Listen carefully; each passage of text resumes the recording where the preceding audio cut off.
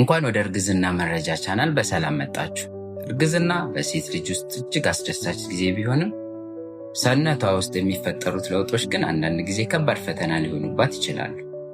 ብዙውን ጊዜ ስለ አደገኛ ምልክቶች እንሰማለን። ነገር ግን አደገኛ ያልሆኑ ግን እንቅልፍ የሚነሱ ለውጦችንስ? ዛሬ እነዚህን እንቅልፍ የሚነሱ ለውጦችና መፍትሄዎቻቸውን እንመለከታለን።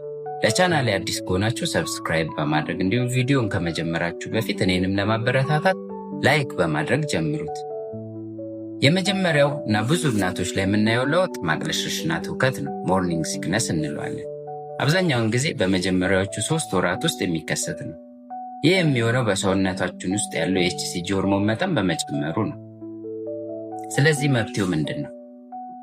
ጠዋት ከአልጋ ከመነሳትሽ በፊት ደረቅ ዳቦ ወይም ብስኩት መብላት፣ በቀን ውስጥ ምግብ በትንሽ መጠን ደጋግመሽ መመገብ፣ በተጨማሪም ከበላሽ በኋላ ብዙ ፈሳሽን መጠቀም። በተለይም ምግብ እየበላሽ ፈሳሽ መውሰድ ሆድ በፍጥነት እንዲሞላና የመመለስ ስሜት እንዲፈጠር ስለሚያደርግ ምግብ በልተሽ ከጨረሽ ከ20-30 ደቂቃ በኋላ ፈሳሽ ብትወስጂ ይመረጥ። ሌላው ቅባታማና የተጠበሱ ምግቦች ለመፈጨት ረጅም ጊዜን ስለሚወስዱ ማቅለሽለሹን ያብሱታልና ከነዚህ መራቅ ይጠበቅብሻል። ሽንኩርት ሲቁላላ ወይም የተለየ ሳሙና ሽታ ማቅለሽለሽን ሊቀሰቅስ ይችላል።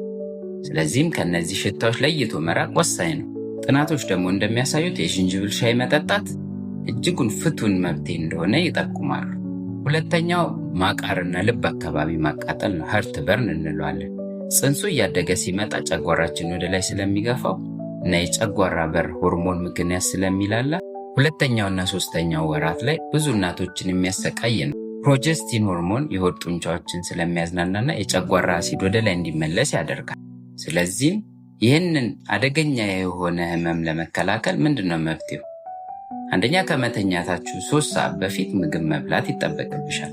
በምተኝበት ጊዜ ትራስ ከፍ አድርጎ መተኛት፣ ቅባት የበዛባቸውና ቅመም ያላቸውን ምግቦችን መቀነስ፣ ቀዝቃዛ ወተት መጠጣት ለብዙ እናቶች ፈጣን እረፍትን ይሰጣል። ትልልቅ ምግቦችን በአንድ ጊዜ ከመመገብ ይልቅ ጥቂትን ቶሎ መመገብ፣ ምግብን በደንብ አላምጦ መዋጥ ለጨጓራ ስራን ያቀልለታል።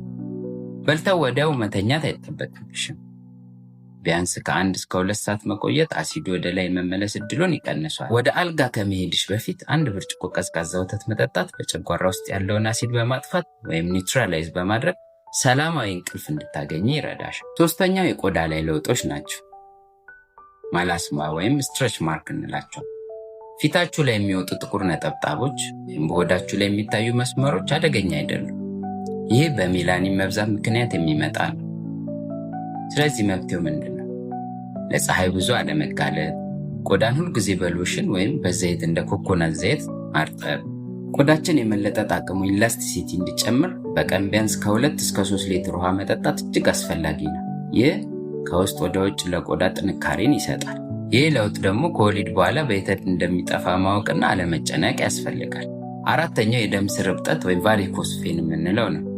በእግር ላይ የሚወጡ ሰማያዊ ወፍራም የደም ስሮች በእርግዝና ወቅት የደም ዝውውር ስለሚጨምር የሚከሰቱ ናቸው። ስለዚህ መፍትሄያቸው ምንድን ነው?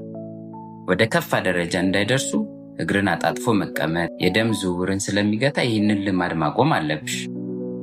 ሰውነትን በጣም የሚወጥሩ ልብሶችን በተለይም በወገብና በእግር አካባቢ አለማድረግ ይመከራል። እንዲሁም እግርሽን ከልብሽ ከፍታ በላይ ለ15 ደቂቃ በቀን 3 ጊዜ መስቀል የደም ዝውውርሽን ያሻሽሏል። 5ኛው የወገብ ህመም ነው። ጽንሱ እያደገ ሲሄድ የሰውነታችን የስበት ማዕከል ይቀየራል። ይህ ደግሞ በወገብ ላይ ጫናን ይፈጥራል። ጠፍጣፋና ምቹ ጫማዎችን ማድረግ፣ በምትቀመጭበት ጊዜ ወገብሽን በትራስ ማስደገፍ የጡንቻ ድካምን ይቀንሳል። ከባድ ነገርን በፍጹም አታንሺ። ማንሳት ካለብሽም በጉልበትሽ ታጥፈሽ እንጂ በወገብ አይሆን። ለነፍሰ ጡሮች የተፈቀዱ ቀለል ያሉ የሰውነት መሳሳብ እንቅስቃሴዎችም ከወሊድ በኋላም የሚኖርን የወገብ ህመምን ይከላከልልሽ። 6ኛው ቁርጥማትና የእግር መዛል ነው። ይህ በተለይም በምሽት የሚከሰትና እንቅልፍ የሚነሳ ህመም። ስለዚህም ለረጅም ሰዓት እግርን አጣጥፈሽ ወይም በአንድ ቦታ ቆሞ አለመቆየት እንደ መራመድ ያሉ ቀለል ያሉ እንቅስቃሴዎችን ማድረግ ይጠበቅብሻል። ከመተኛትሽ በፊት ሞቅ ባለ ውሃ መታጠብ ጡንቻዎች እንዲዝናኑ ያደርጋል። የእርጉዝ ታይት ወይም ማተርኒቲ ሳፖርት ስቶኪንግ የምንላቸውን መጠቀም የደም ዝውውርን ያፋጥናል። ቁርጥማቱ ሲመጣ እግርን ቀጥ አድርጎ መዘርጋትና ወደ ላይ አጣጥፎ መሳብ ወይ ስትሬች ማድረግ ፈጣን እረፍትን ይሰጣል። ሌላው ብዙ እናቶች ላይ የሚታየው እብጠት ወይ ኤዴማ የምንለው ነው። ይህ እብጠት መላ ሰውነትሽን የሚያጠቃ ካልሆነ አደገኛ አይደለም። በእርግዝና ላይ የሚታይ መጠነኛ እብጠት በሰውነት ውስጥ ፈሳሽ በመከማቸቱ የሚመጣ ነው።